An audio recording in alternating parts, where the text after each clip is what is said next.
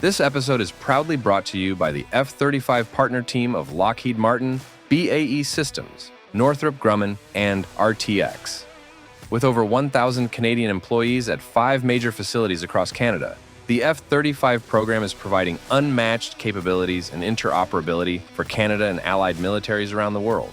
Learn more at www.f35.com/Canada. Fuel and ignition switches. On. RPM switches. Set. PD switches. Normal. Doors and hatches. Closed. Lay down. Strobe light. On. Restart check is complete. Clear left. Engineers, start number 2. Starting 2. Wind 31010, Pilot Project Podcast. Clear takeoff. Runway 31 left.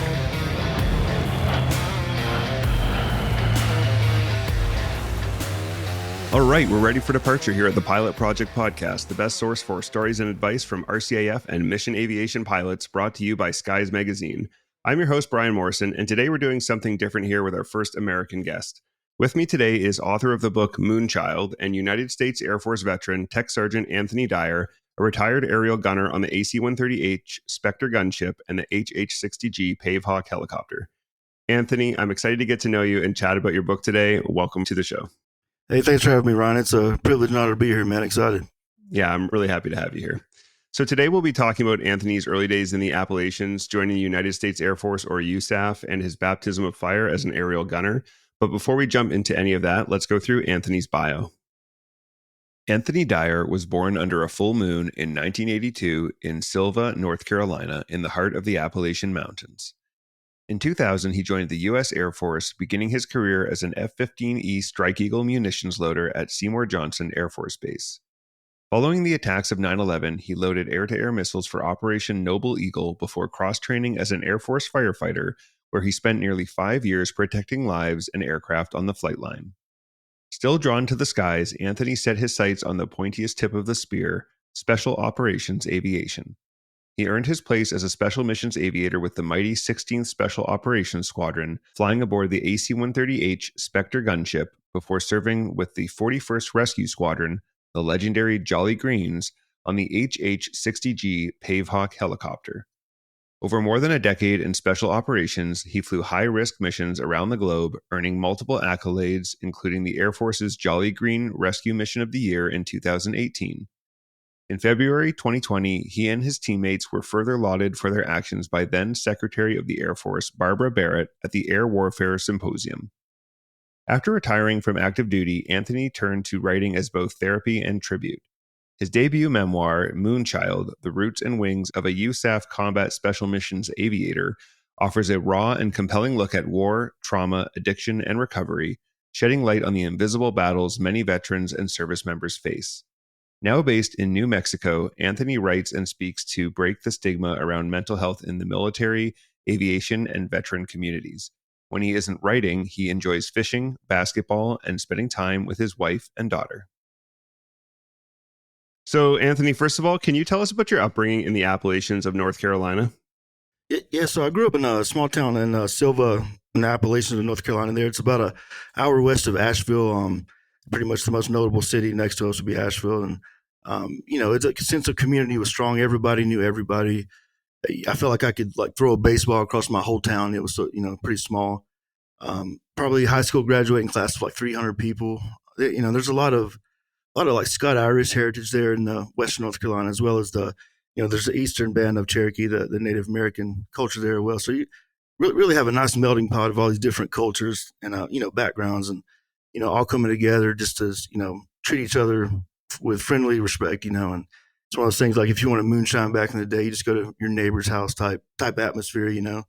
But yeah, basketball was big and football was big as far as high school sports go. And I didn't really have my first flight until I was third grade on an actual helicopter trip my friend had over the Pigeon Forge, Tennessee area. So I got to see the world from that perspective for the first time, and I knew somewhat that aviation would take somewhat a big part in my life. And once I realized the Appalachians gave me my roots, I definitely got my wings later, and the Air Force let me accomplish that.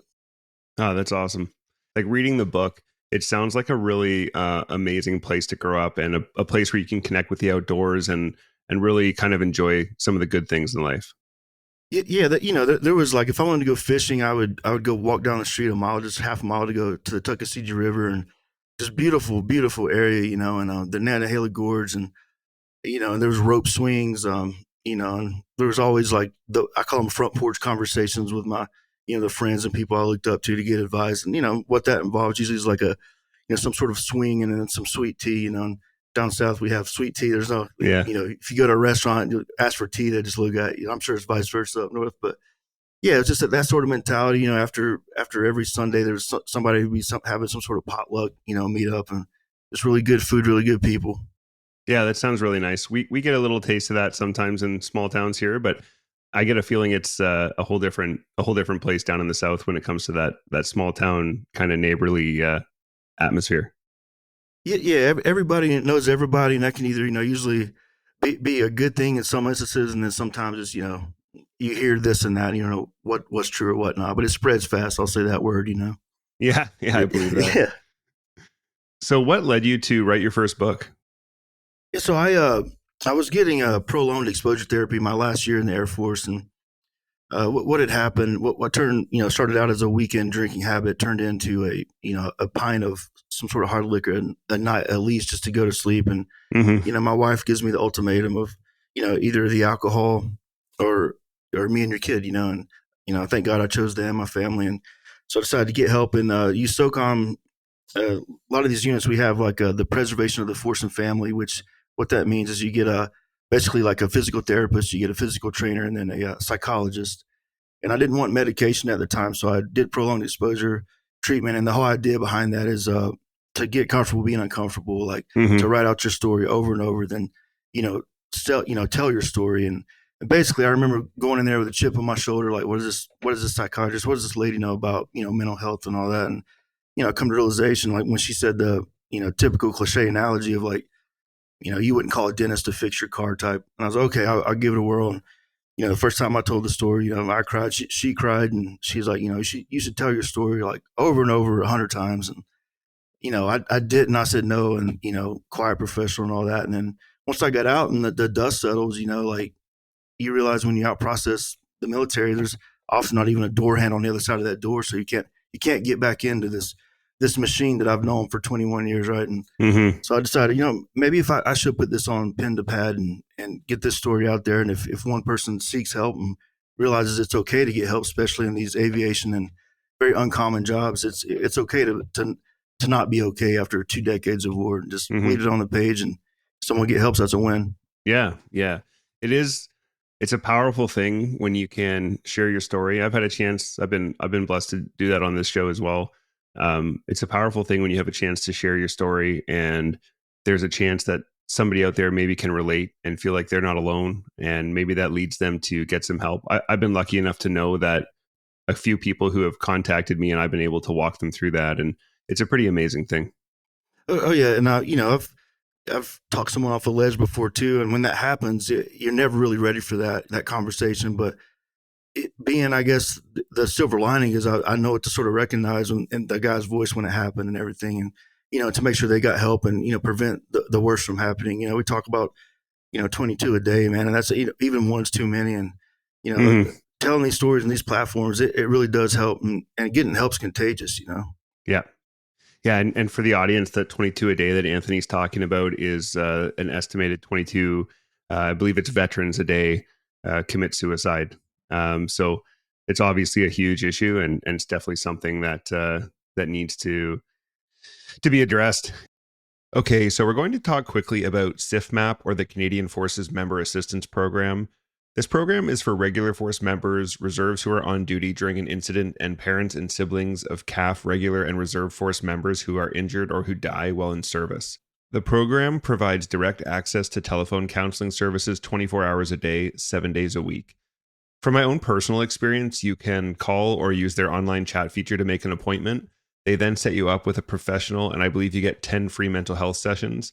For more details, I highly encourage you to Google CIFMAP, that's CFMAP, and click on the Canada.ca link. The beauty of this program is it's free and confidential, so no one in the CAF will know you used it, not your supervisor or chain of command, and not your doctor. I don't say that to encourage people hiding their conditions from their doctor. I personally think it's important to be open with your doctor about what you're going through.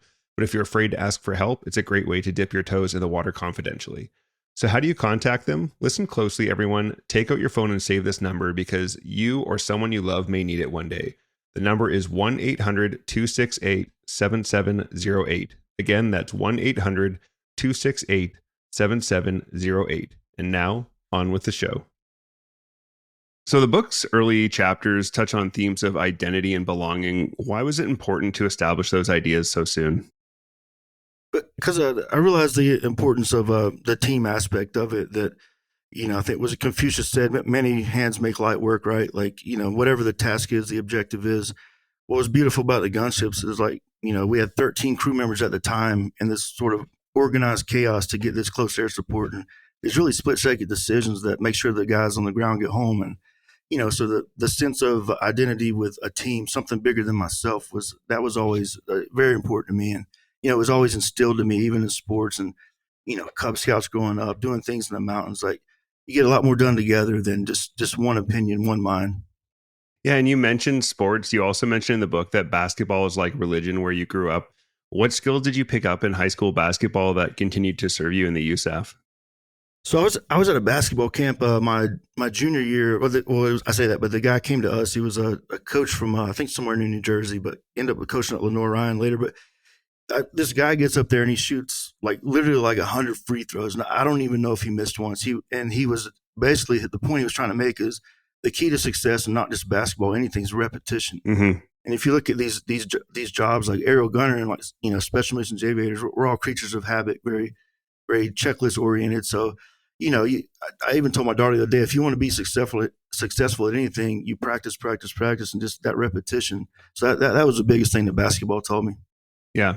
Yeah. And that's a huge part of, I think, any professional pursuing their craft and wanting to really perfect what they do. You have to get the reps in. Oh yeah. And as Michael Jordan said, you miss 100% of the shots you don't take. Yeah. And you could imagine how many shots he's taken. Yeah. Yeah, absolutely. So you enlisted in the USAF on July 18th, 2000. What does that event consist of? I think most Canadian listeners will be somewhat familiar with what that looks like in Canada. What's that look like in the States? So back then, I still may be, but there's this thing called delayed enlistment program. And when I was 17, about to turn 18, let's call it my last, 4 to 6 months left. And, but before I left in my high school senior year there, my dad gives me the typical college, hey, it's time to, get a job, go to college, to get out. And so long story short, I talked to a Navy recruiter at first, talking about being on a boat 6 months. I was like, not for me. Talked to the Army. I was like, it's not for me. And I was going to talk to my dad about the quality of life in the Air Force. And he was in way before I was, about 4 years down in MacDill as a communications guy. And he talked to me about quality of life, sort of the TDY with golf clubs type mentality. And so basically I went and talked to a recruiter there in Asheville, was the closest one back then, North Carolina. And we would have different meetings and stuff like that throughout the 4 to 6 months, make sure I'm doing good, and usually involved a drug test or some sort of physical fitness, see where I was at type stuff, and get ready for basic training. And, I hadn't signed on the actual dotted line, as they say, yet. And the July 18th of 2000, that's when I went to MEPS there in Charlotte, North Carolina. And that's where they, one of the most stringent physicals you can get, all that stuff. And MEPS stands for Military Entrance Processing Station, and it is where recruits go for testing and medical screening. It's in Charlotte there, and basically they're giving you your physical, they're drug testing you, there are all these different things. And, I had my job lined up, ready to go, that I did. And, it came with a bonus and all that. And then finally at the end of that, your head's spinning because you just did all these different events to enlist. And, you sign the dotted line and some officer, to be honest with you, it was so long ago, I can't remember who it was or what even branch they were in, does your oath of enlistment. But I definitely knew that I was taking an oath that it was something bigger than myself. And but even at that point, though, there were still words like duty, honor, and service before self. I didn't know till way later in my career. And that late in the early AM that night, or something like that, I was flying to San Antonio on my first fixed wing flight ever for a basic training. Yeah, that's kind of the interesting thing. In Canada, many times you'll swear into the Canadian Armed Forces and then wait a month or two before you leave for basic. I know I had a bunch of time. I think they gave me leave without pay for a few weeks before basic started. But that's not how it worked for you. You left that night, right? Yeah. It was that night right after signing. But I sort of knew a date from the recruiter in the delayed enlistment program. Like, okay, expect sort of this day within Okay. a few days. And, and then when I was done with all my physical set, all that stuff they do, I signed on the dotted line, re-enlist, and I went to some hotel that was connected to like a Shoney's and, got some food and got little sleep. And then next thing you know, I'm on that flight. Man, that's a fast change from civilian to military life, but that's how they do it down there, right? Like you cross the line and now you're military, and that's that. Yeah. You put a good way of baptized by fire. It's a lot of fire hose effect, and Yeah. it's all this, get the basic. I've never been out of the town other than like, a few states over, different. It was cool though to see like people I've never, cultures I've never seen before, interact with everyone, and just like I said, all coming together, man, to get through this thing. Yeah, I love that about the Canadian military too. Just meeting people from all over the country, and being from Southwest Ontario, I'd traveled the country a little with my family, but hadn't really had a chance to meet a ton of people who weren't from where I was from. And I do find that's a really cool experience in the military. Oh yeah, and you get to. I mean, there's so much stuff I never knew about just the earth, and different cultures and like different states, even. Mm-hmm. An important theme in your book is living a house money life. Can you explain what that means to the listeners? Yeah, so I realized at this point, like I'm taking a gamble, and to live a house, like when we say house money, we're talking about like how much more aggressive. Like if you ever play blackjack or roulette at a casino, like would a person gamble if you were playing with the house's money? So I tried to look at life and decisions through that lens. I heard an awesome quote. I'm not sure I agree with it fully, but it said something to the effect of like, empires are built on taking risk. 9-to-5s are built on avoiding them. And, I realized I didn't want to be a 9-to-5 guy. I wanted to do something bigger myself and take that risk. And no matter what I do, just die living, Mm-hmm. Yeah. I can relate so much to that. I remember when I was a teenager trying to figure out what I wanted to do. I didn't know much, but I knew it. I didn't want it to be an office job. I knew I didn't want to just sit in a chair. Now it's kind of funny because when you fly, you end up sitting in a chair while you're flying anyways, but you know what I mean? Like, oh yeah, I didn't want it to be a 9-to-5, sitting on my butt somewhere in an office. I knew I was going to be maybe first responder or military or something like that. So I can relate to that for sure. Yeah. And there was I remember this was always a thought, especially later in my career. I thought about this, in elementary school, I had basically a teacher say, you're never going to make a living looking out a window. And what they were really saying is like, basically like, you're not going to amount to this and that. And, you can't do it, and that biggest thing I learned with that is like, if somebody tells you can't do something, that's a heck of a motivation right there. And, prove them wrong. And just, like I said, if you want something, go for the gusto, Yeah. And of course, the irony being that eventually you were making a living looking out a window. Yeah. I think the other day, I even on my Instagram page, I put like, description, just a gunship dude who never made a living looking out a window, now an author somehow, like something like that. Just the irony of it. That's awesome. So you graduated from basic training in mid-September 2000. Our audience is pretty familiar with the Canadian system, but can you describe USAF basic training to us? Yeah. So back then it was 6 weeks. I'm not sure exactly how long it is now, maybe like 8 weeks, but there was basically, there's 5 weeks of you're just learning like customs and courtesies, facing movements, drill, stuff like that. And, how to be a flight, and everybody was sort of designated like, hey, you clean the bathrooms, you align the beds, all these different tasks, and there was basically you're in competition with these other flights to get what they call like honor flight. That was a big thing for us, I remember. And basically you wanted the least demerits, and there was testing that was involved in physical testing, which involved they test you in the beginning, a 1.5 mile run. And then back then it was how many push-ups can you do in a minute and sit-ups in a minute. And changed a little bit now, but wasn't bad at all, to be honest with you. Like at least at that point, I didn't think. And then the 6th week, this thing called the Beast, or it's called the Beast, but basically you're out in somewhat of a forward deployed type scenario, and you're sleeping in a tent for the first time, and then on a cot for the first time, and doing a low crawl, stuff like that, trying to get some warrior ethos in you and stuff like that before you exit basic training.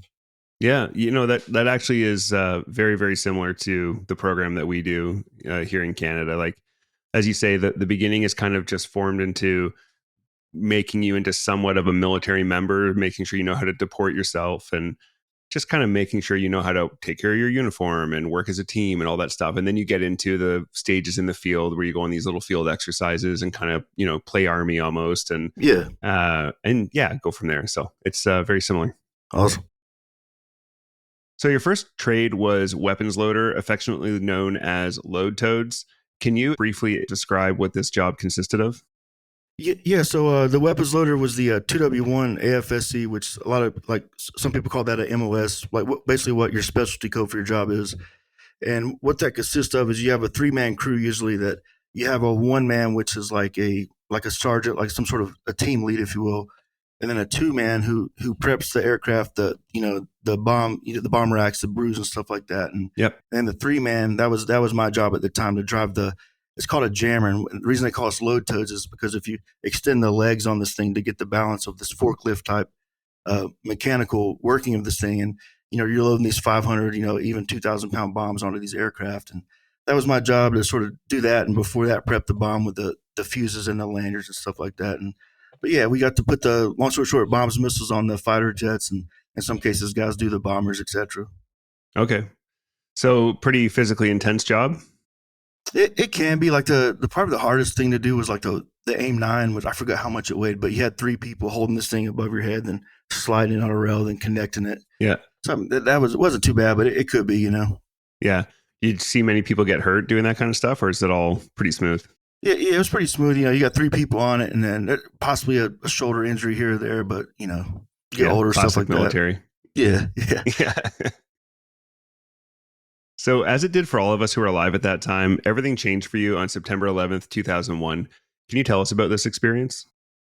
Yeah, so I was on a mid-shift at that time, and that was, approximately midnight to like 8 a.m. is what that meant. And so we would load the aircraft before the next morning sortie go so the fighter pilots could train and stuff like that in the 334th, fighter squadron there. And that was at Seymour Johnson, North Carolina. And I just went to sleep, it felt like, and I don't know if it was around 9 a.m. The 2-man, one of my good friends, he came in, beat on my door, and he's like, "Hey, Dyer, have you seen what happened?" And I'm, waking up. I was like, "No, what are you talking about?" And I went to the day room, which is like a common area in the center of the dorm where everybody can meet, eat, cook, stuff like that, play cards, and show my age here. But there was like a tube style television with maybe like 3 channels on it, and one of those probably being like AFN. And for the listeners, AFN is the American Forces Network. I can't remember which newscast was on, but I remember the first plane already hit, and by the time I was there, that's when the second one, like 9:15 or something like that, hit. And, I realized at that moment, like it lit a fire in me. And like, the fact those 343 firefighters ran in that building that day, and all the first responders that ran in while everyone runs out, that stayed with me. Like what's different in their DNA? Like what kind of person is that? Like I want to be like that guy, and, at the same time, there was a level of vengeance that I'm sure we all had. We wanted to get revenge, right, as Americans, and they took out 3,000 plus lives. And so obviously some anger was there and stuff like that. And, 5 years down the line, I decided to finally be a firefighter, and, to sort of looking up to those guys, and that mentality is why I did that. Yeah, that was a crazy day. And for some of our listeners, there's a decently diverse age range in our listeners. And a lot of listeners will remember exactly where they were that day, but some of our younger listeners, it's crazy to think now that people who were born after that are in their 20s, and they won't realize, like, until they have a day that happens in their life, they won't realize what that day was like. Like that was just like a day where everybody remembers where they were, how they found out, what they did for the rest of the day. It was just like everything changed, and it affected the course for a lot of us who joined the military or who were in the military. Like I joined a couple years later. It affected the course of our lives for the next couple of decades. Oh yeah, and I remember, like, even right after it happened, like we had to load the F-15Es, the Strike Eagles there with, like, live AIM-9s and live AIM-120s. That was the first time I'd ever really touched a live munition, and I'm 19 years old at that point. And I remember thinking, like, if this missile doesn't come back, something else had happened, right? The fighter pilots had to do what they had to do. Yeah, it was just a very surreal, like, I'll never forget that moment, that feeling. Mm-hmm. Mm-hmm. When you say that, you're talking about, like, basically it would have meant they had to shoot down an airliner or some other threat. Yeah, it was Operation Noble Eagle. is what it was called. And we had to load the Strike Eagles, and they would, up and down to New York and back, wherever the case was. And, basically patrolling stuff like that. Cause, we're still trying to figure out as a country, like how all this happened, Yeah. all the intel on it, stuff like that. But Yeah. Yeah. So as you've said, you decided to retrain in fire protection. Can you tell us about your training at the Lewis F. Garland DoD Fire Academy and a couple of highlights of your time as a firefighter? Yeah, what was really cool about that academy is you're with every branch. So it was like, the Navy firefighters, the Marine firefighters, and Army, even the Coast Guard, all of us together. Even some civilians were in there in the mix. And if I remember, I was a 6 or 7 week block, and in each block you had a different instructor, so you got a mixture of everything. And you're learning everything from structure firefighting, basics, to aircraft firefighting basics, to hazmat technicians, all these different things, ropes and knots, all within this 6 or 7 week course. So it was probably the most physical job I ever had, or training wise, was definitely that. I would say that, and just learning how to breathe in your mask and conserve your bottle, stuff like that. And, with the good thing about on base though, is like usually any DoD facility, everything's so fire safe, which is a good thing. Like you may get I saw like 3 structure fires, I believe, my whole time doing that. Mm-hmm. How long were you doing that for? It was approximately 5 years. Ended that in 2010. So okay, yeah. And so as far as what comes next, you've mentioned that you felt that internal sense of vengeance for 9/11, and ultimately this inspired you to retrain into aerial gunner. Can you tell us about this time in your life and a little bit more about what motivated you to do this? Yeah. So I was home on leave, actually. Then I was at a pizza parlor with some friends. This is sometime in 2010, and we're all sitting there, and I look out. I see the same cracks in this small town road that I've seen my whole life. They've been there the whole life, and I realized at that moment that we can't take anything with us when we die. And I feel like I was sitting on the sideline on this whole global war on terror, and I really wanted to sort of test my mettle and get in a fight. And basically, I decided at that point, I don't want to hold back. I don't want to leave, cracks. I want to leave craters. And at that point, I got back to the firehouse, and I'd read a book by Dick Couch called Chosen Soldier. And it's about basically the Green Beret teams and what they go through for their training, their 12-man teams.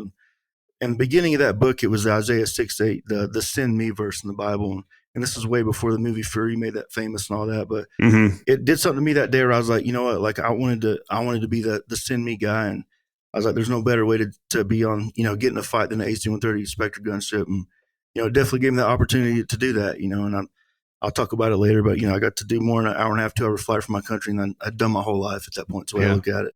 Yeah. The Global F-35 program bolsters an allied defense industrial base with Canadian components in every jet. With a total program of record of over 3,500 jets across 20 nations, the F-35 program is projected to produce over 15.5 billion Canadian dollars in industrial value for Canada, including current and projected production and sustainment opportunities. Learn more at www.f35.com/Canada. When you decided to retrain into aerial gunner, you first had to attend a litany of courses. Can you tell us about these? Yeah, so the first course I took was aircrew fundamentals, and you're learning basic flying stuff like, lift, drag, stuff like that, center of gravity. You're learning about flight hours, how many flight hours you can get in like a 90-day period, 30, all that stuff. Yeah. Very basic stuff. And then I went to pretty much the same area in the Medina Annex there at Lackland Air Force Base in San Antonio. And I went into basic aerial gunner, and that one's it's a very brief overview of all the weapons you could possibly operate. And, there was anything from the minigun to the GAU-2 minigun to the GAU 1850 cal to all the way to the 105 millimeter and the 40 millimeter. And you learn a little bit of cycle of ops and sort of the 2 different roles of these different platforms, stuff like that. And so very brief. And then right after that, they send you to a SEER school, which is, I tell people the best training I've ever had in my life. And I definitely want to do that again, but that's survival schools up there in Washington State. Yeah. And, it was 3 weeks of that. And then the water survival back in Pensacola there, Florida Naval Air Station. And, the hardest training I ever had definitely was the dunker, though. I'll say that. Can you tell us about the dunker? Yeah, so I actually failed the dunker the first time, and what it is they have this helicopter fuselage, and they take you down and they roll it over, and you're upside down. And on the last iteration, basically you're getting these smoked out goggles or blacked out goggles, and you're 10 to 15 feet underwater, upside down. This water's rushing through your nose, and you're trying to breathe in what we call a Heeds bottle, and that's basically like a 5 minute, like a scuba bottle, but it's a little one. And for the life of me, I could not find this door handle, man, and like this window handle, and like, I felt like I was about to drown, and give the sign, for the steer guy to get me out, and I did it about 3 or 4 times, and I don't know, I just never quit, but at the same time, like I knew that could be the end of like my chance to fly and stuff like that, and so the steer guy talked to me afterwards. He's like, "Hey, he's like, you're going to work with this other steer instructor for a week, and we're going to get you to the point where you know this inside and out, man." And so, but he did. He got me so comfortable being uncomfortable. Like, the second time I did that course, I think I was done in like 20 minutes. It was just that guy did a really, really good job of getting me getting out of that panic mode and into like, okay, think about what I got for a second, get out of here, stuff like that. That's awesome that they were willing and able to take that extra time to invest in you. And, it would have been really easy to just be like, all right, this guy can't do it. But they turned around and helped you make it through. That's awesome. Yeah, those guys are, I mean, they're incredible what they do. And, so like I said, a lot of this is the best training I've ever had, but I don't want to ever have to repeat it again. But he did, and I don't know if it was just a good attitude that goes a long way in the aviation world, whatever the case may be. But they definitely gave me a second chance. And I'm to this day very thankful for that guy. Yeah. And that's true what you said there. Like a good attitude does go a massively long way in the aviation world. Like there are times where honestly people are going to care more about your attitude than your hands and feet skills, as long as you're competent. Especially in tough situations, that's what's going to get you through, right? So it does matter a huge amount. Yeah, that's I've never thought about this till this moment, but we have this thing in the Air Force called I don't know if you guys have it, called crew resource management. And, yep. And but part of that course is they teach the triangle where like the very bottom, the base of this pyramid is attitude, and then at the top two, the triangle's cut in half. There's skills and then knowledge. Yep. And basically, if you have the attitude, you can get the skills and knowledge. Yeah. So it was I don't know, it's a little parallel moment there. Yeah. We have CRM, and I think we have a similar, if not identical, model as well. I imagine there's a lot of collaboration between the RCAF and the USAF for flight safety and all those types of things. So even flight authorizations and stuff that we've kind of, I think borrowed from the American system. So after all this training, you finally get to start flight training. Can you tell us about your first flight? Oh man, my first flight was absolute on the AC-130 Gunship. It was a disaster. And like, what I mean by that, it went so bad, man. We're like, the instructor told me something to the effect of like, "You're the reason they have to brief seatbelts on airliners." Like my head was spinning. Yeah, so I didn't know where I was at. There's all these comms going off, stuff like that, and we didn't even on that one, if I remember, get to shoot at that point because it was just so bad, and he saw me licking my wounds or whatnot, and he asked me the question like, "What's the most important word in the dictionary?" I was like, "Man, I don't even know where I'm at right now," and he's like, perseverance. And he's like, "I want you to think about that word and what it means to you. And you come next flight ready to fight, ready to go." And, we're really good friends to this day. We talk about that moment often, but yeah, I'm glad he told me that, gave me that harsh reality, and just, to have tough skin and just, fall down 7 times, get up, get back in the aircraft. What did you find when you thought about what perseverance meant to you? Like what did you find when you dug down for that? Yeah, I thought about a lot of moments. I thought about, my grandfather worked till he was like high 70s, almost 80, like a pig farm, Wow. He never complained one time in his life, man. And I just thought about stuff like that. Just, I guess the roots part of it, people in Appalachia, just whatever you do, I'll always put one foot in front of the other, and I'll always persevere. My grandfather and dad both definitely instilled that in me. And, I wouldn't be able to live with myself if I'd quit that course. You know what I mean? Like it's not what you do in this life that haunts you. It's what you don't do, And Mm-hmm. I definitely wanted to do that, to get through this and make it. Yeah, you have to leave it all on the table. In flight training, you need to be able to walk away with your head held high and not with regret. And basically what that came down to in my mind was you do your best every single day and it'll work out or it won't. You can't control that part. But at least if it doesn't, when you walk away, you won't have a head full of questions and regrets and wondering if I had done this, if I had worked harder, could I have passed? That's the last thing you want to walk away with. Yeah, and it boils down to that, sort of describing that live a house money life. That's really what I'm getting at there. Like take chances, if you want something, do it. If it goes wrong, guess what? Get back in the fight, Yeah. And like I said in the book, the aircraft takes off against the wind, not with it, Mm-hmm. So another set of expressions you were given include a favorite of mine, and that is slow is smooth, smooth is fast. However, this one was coupled with a new one to me, which is time is someone's life. So they seem at odds with one another. So how do you square that circle? Yeah, so slow and smooth, smooth as fast is what I'm getting at with that part of it is like there's no fast hands in the cockpit. How often have I've done this a lot where I'm moving so fast with my hands and whatever the task I'm doing on the aircraft to where I'm not thinking about and then I end up causing a bigger jam or whatever the case may be, a malfunction or something like that. And then I waste more time than when if I would have just done it right the first time by going a little bit slower, being methodical about it. And that time could be, that you waste doing it wrong could be someone's life on the ground. And what I'm really getting at here is like, there's these different gun malfunctions, and where an AC-130, gunship gunner really makes his or her money would be, weapons analysis, malfunction analysis, recognizing what you got and getting the gun back along as fast as you can. I know that sounds simple enough, but you could imagine like, these SEALs and Green Berets or something like that getting lit up and you can't figure out what's wrong with your 40 mil. Like you don't want to be that guy. So we took a lot of pride in being that weapons expert of the crew and to make the, most methodical, safest decisions we can make. Yeah, I can only imagine the pressure you're under when lives are truly on the line. And with the nature of the work you folks do, which we'll get into, that is the case a lot of the time. Oh yeah, and it's not if, it's when you're going to get a malfunction. It happens. I've had everything from the extractors like break off on the 40 mil, and have to go right to the 105. Stuff like that. You just you learn and you get all these tricks of the trade, and like I said, repetition. You do this so much to where you can do it, blacked out at night. Do it in your sleep if you had to. Mm-hmm. So you learned over time that things were not always a clear-cut right and wrong in high-pressure situations. Instead, you had to learn to operate in a gray area. Can you tell us more about that?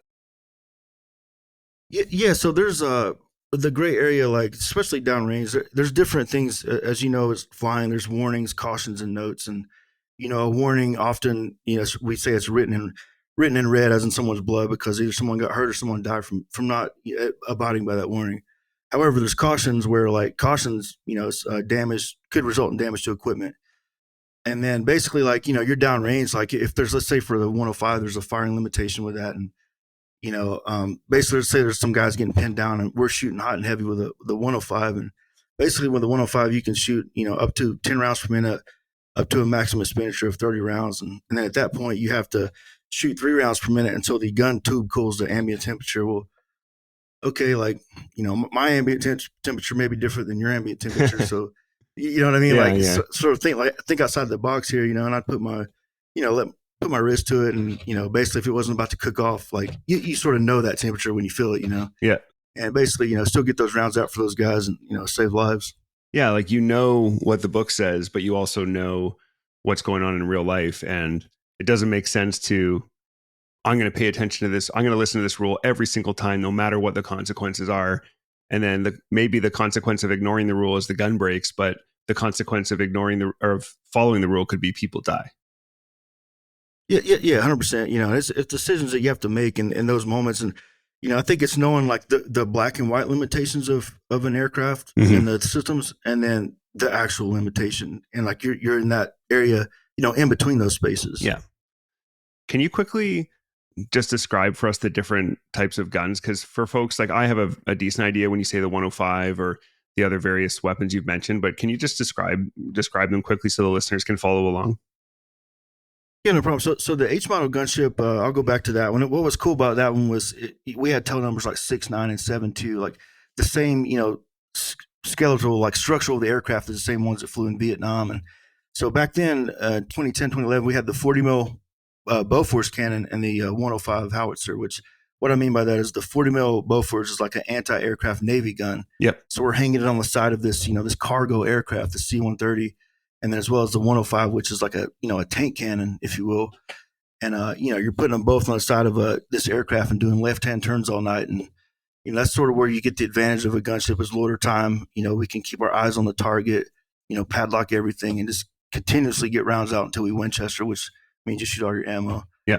But yeah, it's in a nutshell, that's what we had back then. And now you have this, it's more like a bomb truck, to be honest with you. It's called the AC-130J Ghost Rider. And so you're looking at your 30 mil Bushmaster cannon up front. And then you're now they have the 105 back on it. as well as some Griffins, which these basically air-to-ground missiles in the back, and then small diameter bombs on the wings, and a couple other things. But yeah, it's definitely came a long way. It's a bomb truck, but at the end of the day, that in my opinion, is the 105 is what makes that thing a gunship. Mm-hmm. Yeah, and just to be clear, so the 105 is basically an artillery gun. It is, it's a howitzer, right? But it's a howitzer, yeah. So it's a 45-pound, like, PG-44 round that's about 3 feet long, if you think about it that way. Wow. You're slinging. What's a beautiful thing to see is when we get the 10 rounds per minute out or more, like sometimes we have like 3 guys on it, right? 3 gunners, 3 or 4. And by the time you're kicking one out of the breech, the other guy's already loading it and you're closing it, slaving the arm in it, and boom, And, yeah. You could imagine a few of those things in the air at one time coming down and, raining on the enemy. So now that we've talked a bit about some of the armament you guys were dealing with, can we talk about your job as an aerial gunner? What does that job consist of? Yeah, so you're primarily loading. Back then, it was just the one job, the 1 Alpha 7 AFSC air gunner, to be the weapons expert, to load the guns with the munitions, like the 40 mil clips and the 105 45 pound rounds, and then also that weapon analysis, getting those guns back online. So when we think trigger, back then we had enlisted sensor operators, which one was an IR and one was a TV operator. And basically, they're the ones that we would consider like a traditional like trigger. With that being said, there is like an arm safe, basically a consent switch for almost every crew position, to where you could take the gun away at a moment's notice. It takes all these different consent switches, and then the aircraft commanders call at the end, basically master arm on, and then gun goes boom at that point. Okay, so basically anyone at any time when the crew can say like, I see something we shouldn't be shooting right now. Boom, they hit the switch, and it disables it. Yeah, and how that would sound would be like ceasefire, and then someone would, whoever recognized what was, terribly wrong would safe it. Yeah, that makes sense. What is it like the first time you load and fire an artillery gun in the air? Can you tell us about that experience? Yeah, I'll never forget that moment. The pilot whips this perfect, like 3 nautical mile orbit called the pylon turn, is what it's referred as, and this very tight circle where the pilots meet in the rate and coincidence, and the gun's in the trainable box where we're at a good depression angle where we can shoot. And the gun recoils, up to 49 inches. And I remember the aircraft, sort of, shifting like 10 degrees or something like that. And I just remember like, man, this is what I want to do for the rest of my life. Like even in training at that moment, I was like, this is the coolest job in my opinion in the Air Forces. Back then there was movies like Transformer where it's really not accurate in my opinion, where Tyrese says, make it rain. Yeah. Yeah, I got to do the real thing, and this is before modern warfare and all that stuff. And I loved every second of it. Yeah. And you said a 3 nautical mile turn? Yeah, I mean, it's just that's a pretty tight turn. Yeah. It's that's what you call an overhead. Like, the guys, the JTACs will call you in. Like, usually you're not showing your hand yet. Like, you'll be off where your noise signature isn't there where they can recognize it. Right. Because if they can't hear it, the enemy can't hear it. And then, usually like, let's say they're doing a raid, like a breach, right? Like they'll breach the door, then these guys will start running out the back, and then they'll be like, Spectre 61, you're cleared in the overhead, and you're doing a 3 mile orbit to get your eyes on these guys running away, the enemy. And it's sort of a beautiful thing. I was to say it, but you never get used to that, man. That when they call you in overhead and they give you clear to engage, and the enemy hears your props, like at that point they run like bees, man. They know it's over. Yeah. Yeah. Well, the Herc has such a distinctive engine sound as well, right? So they know when it's a gunship. Yeah, we would always joke with like the regular C-130. It's like not a dig against them, but we'd be like, hey, yeah, if you guys are ever getting shot at, just start doing left-hand turns and you'll be all right, stuff like that. Yeah. That's funny. So you received your aerial gunner wings in December of 2010. What was that moment like for you?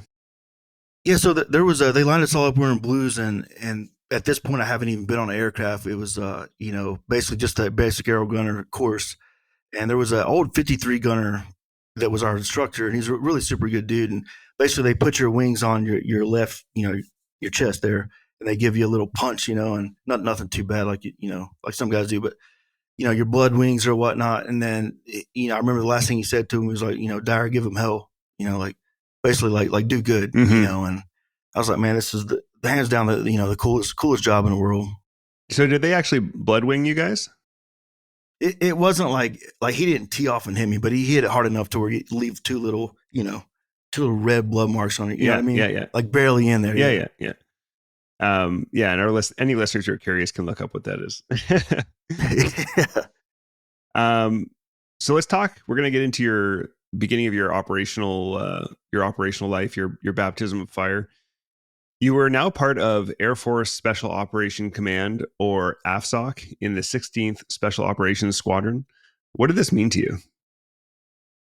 Yeah, so basically, man, I was a part of the close air support for our nation's best, and what I mean by that is providing close air support for the unconventional forces, your Green Berets, your Navy SEALs, your Rangers, and the whole reason for being is to make sure those guys get home to their family. And I remember there's this letter in the 16th. I used to look at it almost every day, and there's this Ranger holding his baby girl, and it says something to the effect of like, thank you to the Spectre and the gunship, because of you guys. I had to go home and see my baby girl. And to me, that was always my why. My reason for being all those years was to get those guys home. Mm-hmm. So we've talked about the armament on the AC-130 Spectre gunship, which, just in case listeners aren't somehow aware, is probably one of the most legendary aircraft of all time. What is the role of the Spectre gunship? Yeah, so the role, I guess, sort of mission statement would be to provide a timely and precise close air support for our nation's unconventional forces. And what I'm getting at there is, again, with the your SEALs, your Green Berets, your Rangers, and every now and then we would do a conventional shoot with like the 82nd or something like that. But yeah, the role is to give those guys rounds out exactly when they need it. And I think you also mentioned in the book that you guys do some intelligence, surveillance, reconnaissance work from time to time. Is that right? Yeah, and that's a lot of it. Like, but basically that's you're in this 8-hour orbit. Think about it like that. Like you'll hit a tanker midway, but like a lot of times when nothing's going on, you're keeping your eyes on the, is this normal pattern of life for this village, or like is this guy moving tactically? Is this nefarious? So you're painting that picture for the JTAC who can't see direct line of sight or the team guys direct line of sight of what's going on in the village. They're about to breach that door, right? So sort of paint that picture beforehand. And you mentioned even that in your early days, you flew sorties in Afghanistan where you didn't fire a shot, right?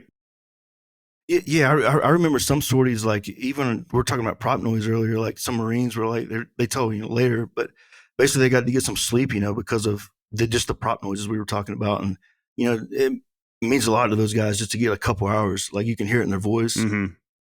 It must mean a lot to you folks in the air to know that your presence is giving them that peace, and that these guys who are really living a hard life can have some safety and shut their eyes.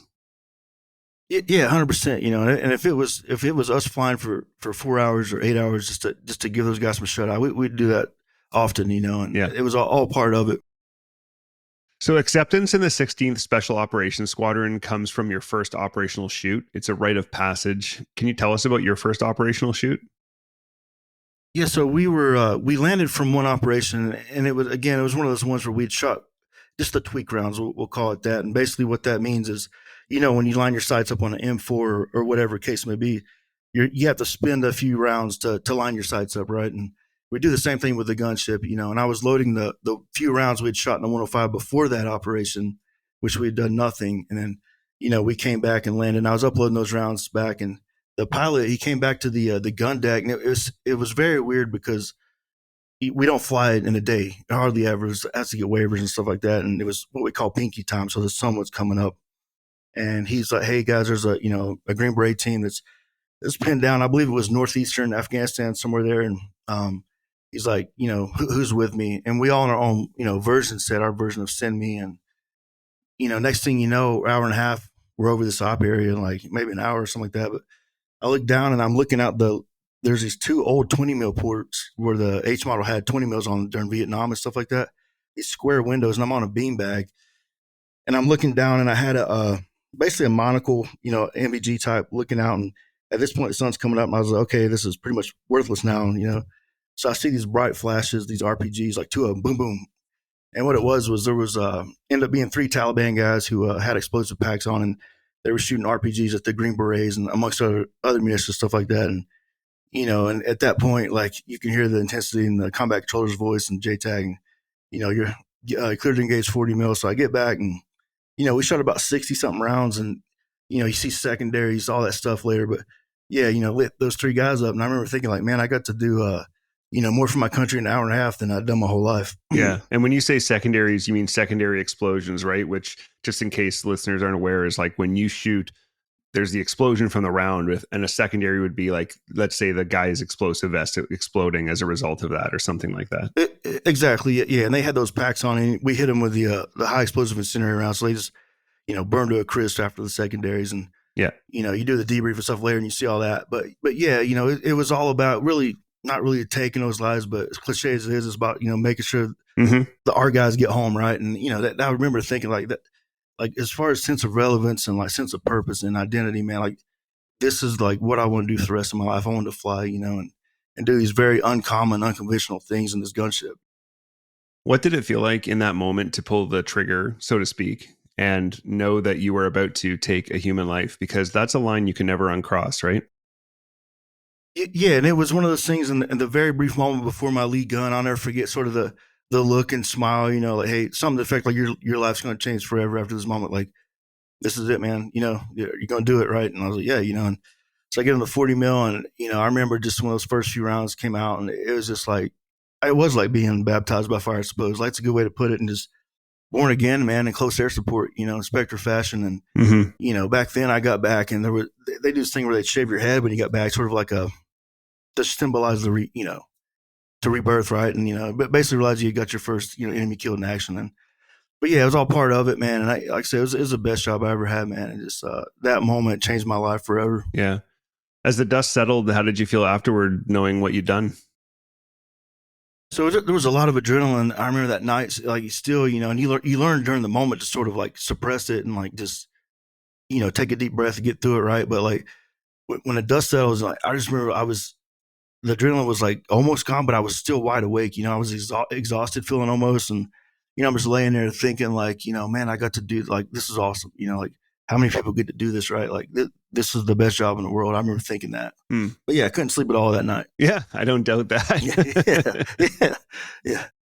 All right, so we're getting ready to wrap up part one here. Before we do, we're going to take the time to ask you the 3 questions we always ask our guests. What is the one thing you always did to try to stay ready to do your job, or still do with your current job? Yeah. So back then there was, I talk about it in the book there, but there's this part in the old, where we were at in the old 16th Special Operations Squadron, where you walk through the doors to the flight line to go to your aircraft to pre-flight it, then fly. And it says, we who walk through these portals stand tall. And like, no matter what I had going on in my life at that moment, man, to me, it was more important than like the Notre Dame sign they all hit before the football field goes, the football team goes out and says, play like a champion. And it was in that moment, like, no matter what I had going on in my life, I'd take a second. I say, everything's going to be fine. Like, God's got it. Our team's got it. Everything's going to be good. Just clear my head and just aviate. Mm-hmm. Yeah, it's so important to go into your mission, whether that's a training flight or an operational flight, whatever it may be, with a clear head, focused, ready, and just knowing like, okay, this is what matters right now. Like, whatever else is going on, I'm going to leave that behind me for the next hour, 2 hours, 8 hours, however long your sortie is. And you just have to be absolutely focused. In mission-based aviation, in all aviation, but especially in mission-based aviation, you have to have that focus. 100%. Yeah, situational awareness, that's the most powerful thing on the battlefield, in my opinion. Whether you're on the ground or in the air, it'll keep you and your guys alive, Yep, absolutely. What do you think makes a great missions-based aviator? I'd say definitely somebody who's probably more type of A, I would say, and then also at the same time, there's some humbleness that happens with it, and you have to be able to recognize I'd say the main thing is recognize your strength, but it's more important to know your weaknesses and work on those weaknesses. Because when your training folder's getting filled out and there's proficiency and knowledge part of that, I don't know how you guys do it up there, but there's that area, and you can sort of see your weaknesses and study those, and just if you fall down, get back up, man, and you're going to take a beating because there's some things they can't simulate and they're in combat on the aircraft, right? But like, it's all for a reason, and it's to be a better aviator. Mm-hmm.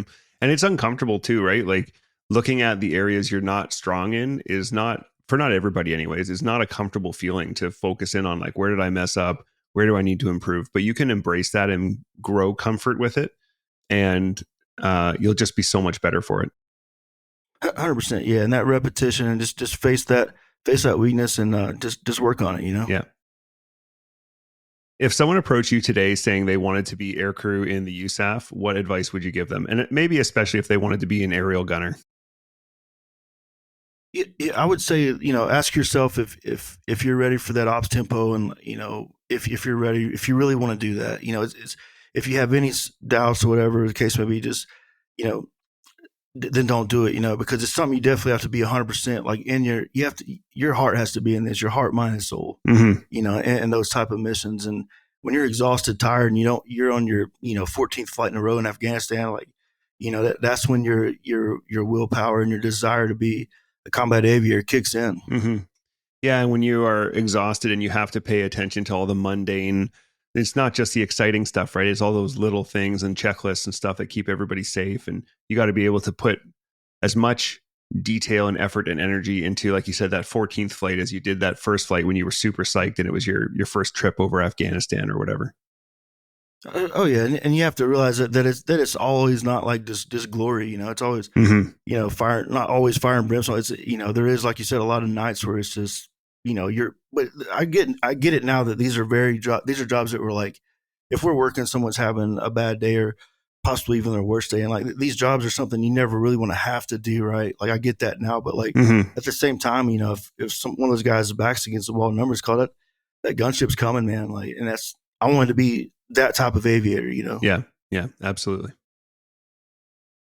So as we finish up this episode, can you let listeners know where they can contact you for speaking engagements, collaborations, and the best place to buy your book?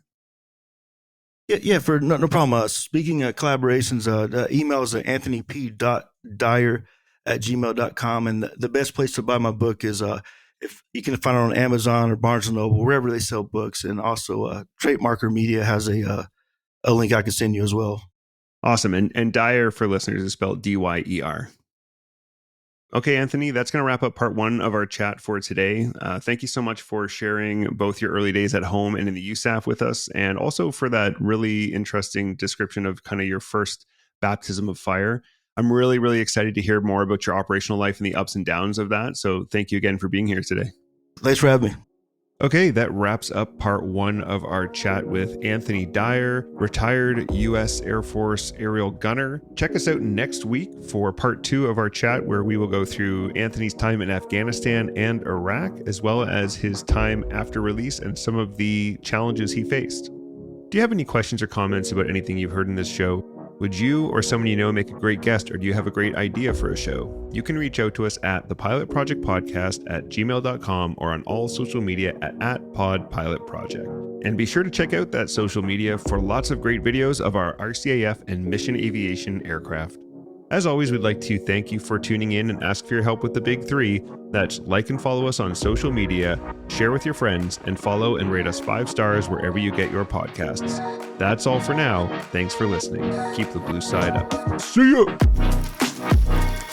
Engineer, shut down all 4. Shutting down all 4 engines.